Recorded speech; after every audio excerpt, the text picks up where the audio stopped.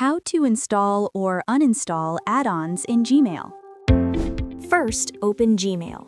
Then click on the Settings icon at the top right corner and select See All Settings. From the Settings menu, go to the Add-ons tab.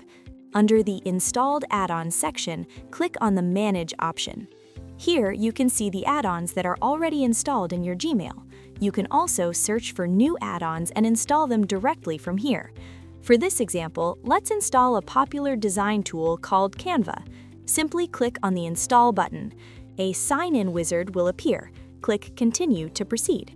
Next, choose the permissions you want to allow for the integration. Scroll down and click Continue again. And that's it. The add-on has been successfully added to your Gmail. If you ever want to remove an add-on, simply click on the three-dot menu next to the add-on and select Uninstall. Then confirm by clicking on the Uninstall App option. And that's it. That's how you can easily install or uninstall add-ons in Gmail to enhance your productivity. Thanks for watching.